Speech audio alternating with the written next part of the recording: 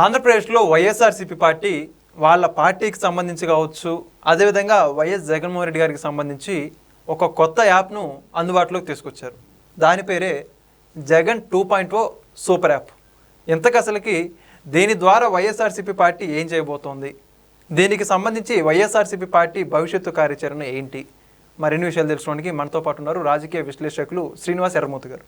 Sir నమస్తే అండి. నమస్తే సార్, మొత్తానికి జగన్మోహన్ రెడ్డి గారు కొత్త యాప్ తీసుకొచ్చారు. అవునండి. గతంలోనేమో ఏదైతే ఇప్పటికీ ఆల్రెడీ మన టీడీపీ పార్టీ చూసుకుంటే మై టీడీపీ యాప్ అని చెప్పేసి ఉండడం, దానికి సంబంధించి విరివిగా వాడుకోవడం, దీన్ని చూసి కాపీ పేస్ట్ చేసిందని కొంతమంది చెబుతున్నారు వైఎస్ఆర్సీపీ పార్టీ. మరి కొంతమంది ఏమో గతంలో చూసుకుంటే రెడ్ బుక్ అని నారా లోకేష్ గారు ఏదైతే ఉందో దాన్ని చూసి బ్లూ బుక్ తీసుకొచ్చారు. మొత్తానికి కాపీ పేస్ట్ వ్యవహారం ఏంటి అని చెప్పేసి కొంతమందిలో ఉన్నటువంటి ప్రశ్న. యాప్ గురించి కావచ్చు, ఈ కాపీ పేస్ట్లు అంటున్న దాని గురించి మీ మాటలు ఏమంటారు సమాధానం? ఇది ఎలాగ మీరు అన్నట్టండి, కాపీ పేస్టే.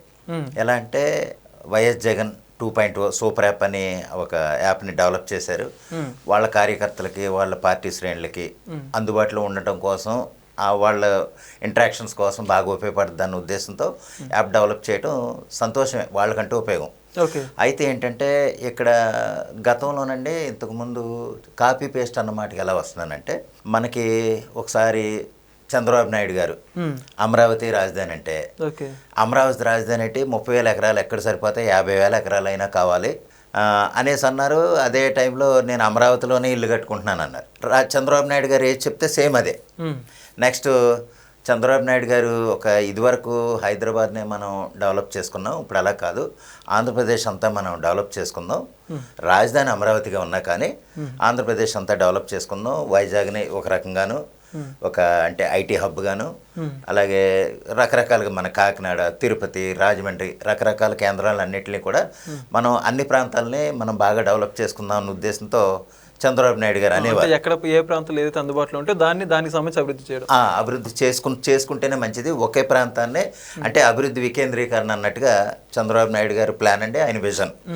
అయితే ఇక్కడ జగన్మోహన్ రెడ్డి గారు ఈయన ఎలాగా చంద్రబాబు నాయుడు గారు అన్నారు కదా అని వైజాగ్ రాజధాని అంటే ఇక్కడ మనం విమర్శనని కాదు కానీ ఒక కన్సిస్టెన్సీ లేని విధానం. ఇప్పుడు నేను అమరావతిలోనే ఇల్లు కట్టుకుంటానని కాదు, 3 రాజధానులని మొదలు పెట్టడం, 3 రాజధానులు కాదు మళ్ళీ వైజాగే రాజధాని అని చెప్పడం. అంటే చంద్రబాబు నాయుడు గారు వైజాగ్ని డెవలప్ చేద్దామంటే వైజాగ్ని రాజధాని చేద్దామని, అంటే ఒక కాపీ పేస్ట్ వ్యవహారం అనమాట. సరే, వాళ్ళ ఇంటర్నల్గా ఉపయోగం కోసం వాళ్ళు యాప్ డెవలప్ చేసుకున్నారు, అది సంతోషమే. అయితే ఏంటంటే అండి, అది యాప్ ద్వారానే మొత్తం పనులు అయిపోతాయి, యాప్ ద్వారానే వాళ్ళ కార్యకర్తల్ని మెయింటైన్ చేసుకోవచ్చు, లేదా వాళ్ళ సమస్యలు మనం తీర్చేయచ్చు అనుకుంటే అది పూర్తిగా అవుతుందని నేను అనుకోవట్లేదండి. యాప్ అనేది అందరికీ ఉపయోగం లేదు.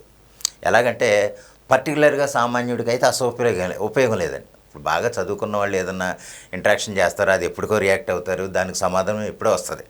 అయితే ఏంటంటే కార్యకర్తలకు దగ్గర అవుదాం అన్న ఉద్దేశంతో ఏమన్నా పెడితే పెట్టచ్చేమో.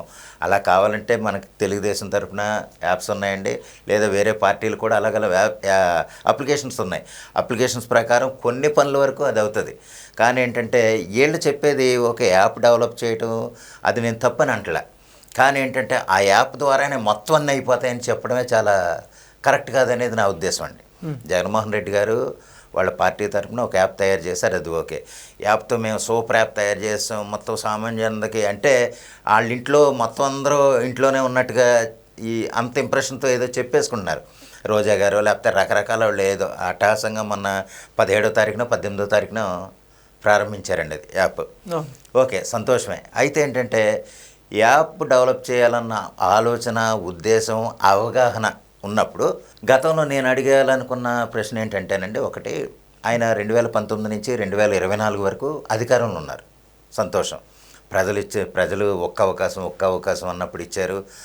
తను కూడా అప్పుడు తన తల్లిగారు ఉన్నారు, చెల్లిగారు ఉన్నారు, ఎంతోమంది సహకరించారు, పాదయాత్ర చేశారు, అది బాగానే అయింది. అధికారంలోకి వచ్చారు. కానీ అధికారంలోకి వచ్చినప్పుడే ఈ ప్రజలకు అందుబాటులో ఉండేలాగా పనులు ఏమన్నా చేసుంటే చాలా సంతోషపడేవారండి ప్రజలు. అది ఇప్పుడు ఏదో యాప్ అంతా అయిపోయాక ఏదో చేసినట్టని కార్యకర్తలకి లేకపోతే నాయకులకి దగ్గర అవ్వాలి, వాళ్ళతో రెగ్యులర్ ఇంటరాక్షన్ ఉండాలన్న ఉద్దేశంతో యాప్ తయారు చేశారు, సంతోషమే, కాదంటలేదు. కానీ 2019 నుంచి 2024 వరకు ఉన్నప్పుడు ఒక్క కార్యకర్త కూడా దగ్గరికి వెళ్ళటానికి లేదండి, కనీసం డైరెక్ట్ యాక్సెస్ లేదు ఎవరికి కూడా. ఒకవేళ వెళ్ళాలంటే 3 రకాల బారికేడ్లు కట్టడం, ఆ మూడో బారికేడ్లో సామాన్యుడు ఉంటాం, రెండో బారికేడ్లో ఒకళ్ళు ఉంటాం, ఫస్ట్ బారికేడ్లో విఐపి లాంటి వాళ్ళు ఉంటాం. ఇంకా భద్రత కూడా అంతే ఉంటుంది. ఇంకా భద్రత అంటేనండి, ఇప్పుడు సపోజ్ మనం పోల్చి చూసుకుంటే తమిళనాడు విజయ్ ఉన్నాడు, జనాల్లో తిరుగుతున్నారండి. మనం ఏదో పెద్ద ముఖ్యమంత్రి అయిపోయాం అంటే అభూత కల్పన, లేకపోతే కారణ జన్ముడు ఏదో పుడతారు చూసారా, ఆ టైపులో ఇది ప్రజలు ఇచ్చిన అధికారం అండి. ప్రజలు ఇచ్చిన అధికారం ఉన్నప్పుడు ప్రజలతోనే దగ్గరగా ఉండాలి, మమేకమై ఉండాలి, అప్పుడు ఏదైనా ఉపయోగం ఉంటుంది. ఇప్పుడు సపోజు ఆ ఫస్ట్ విఐపి బారికేడ్ నుంచి ఆయనకు మళ్ళీ 8 అడుగులో 6 అడుగులో ఇలా చేయి చాపన అందదు. అంత దూరంలో ఆయన అంత మెయింటైన్ చేసి ప్రతి 3 కిలోమీటర్లకి 4 కిలోమీటర్లకి హెలికాప్టర్లు వాడేసి ప్రజలకు అందుబాటులో లేని మనిషి, అధికారంలో ఉన్నప్పుడే లేని మనిషి ఇప్పుడు యాప్ డెవలప్ చేస్తాం, సూపర్ యాప్ చేస్తాం, మేము జనాలకు అన్నీ అందుబాటులో ఉంటాం, వాళ్ళ సమస్యలు తీర్చేస్తామంటే ఇప్పుడు మనం ప్రత్యేకంగా చెప్పనక్కర్లేదు దీని గురించి. అంటే అధికారంలో ఉన్నప్పుడు చేయలేనిది లేని తర్వాత ఏం చేసే ఉపయోగమే ఉంది, అంతే కదండి. ఇప్పుడు సపోజ్ నేను జనరల్గా మాట్లాడుతున్నాను, నాకు జుట్టు బాగున్నప్పుడు వెనక్కి దువ్వేవాడిని, పక్కకు దువ్వేవాడిని, ఇప్పుడు జుట్టు ఊడిపోయింది, నేను చేసుకోవడానికి ఏముంటుంది. ఏదైనా సరే అధికారంలో ఉన్నప్పుడు మంచి చేయండి రా బాబు అని మీకు అధికారం ఇచ్చినప్పుడు చేయలేని పరిస్థితులు పోగొట్టుకుని ఇప్పుడు నామకహ ఏదో చేసేసి మేము ఏదో చేసేస్తామంటే అది పెద్దగా వర్కౌట్ అయ్యే పని కాదని నా ఉద్దేశం అండి. వాళ్ళకి ఏదో ఇంపార్టెంట్ ఉండొచ్చు, వాళ్ళకి కొన్ని వర్గాలు ఉన్నాయి, కొన్ని ఉన్నాయి. దానివల్ల ఏంటంటే వాళ్ళకి ఇంట్రెస్ట్గానే ఉంటుంది, బాగానే ఉంటుంది. చూసే మా జగన్ అన్న కాబట్టి యాప్ డెవలప్ చేశారు, మా అందరికీ అందుబాటులో ఉంటారు అనుకో. కానీ ఎవరికీ కూడా ఆయన అందుబాటులో ఉండడండి. అందుబాటులో ఉండాలన్నా సరే ఆయనకి ఎంతో ఇది, ఏదైనా సరే ఆయనకి ఎవరన్నా అంటే ఆయన చుట్టూ ఉన్న క్వాటరీ కొంతమంది ఉంటారు, ఆ క్వాటరీని దాటి ఆయన ఏది చేయలేడు. ఆ విధంగా ఏంటంటే ఆయన ఏదో యాప్ డెవలప్ చేయాలనుకున్నారు, చేసి ఇప్పుడైనా సరే ఏదైనా ప్రజలతో మమేకమై ఉంటే పర్వాలేదు, కానీ ఉండే అవకాశం ఇప్పుడైతే లేదండి. అధికారం ఉండి ప్రజలకు రెగ్యులర్గా ఉండే అవకాశం ఉన్నప్పుడు ఆయన ఉపయోగించుకోలేదు దాన్ని. ఇప్పుడు పెద్దగా చేసి మాత్రం ఉపయోగం లేదని ఇది నా అవగాహన. Okay, thank you.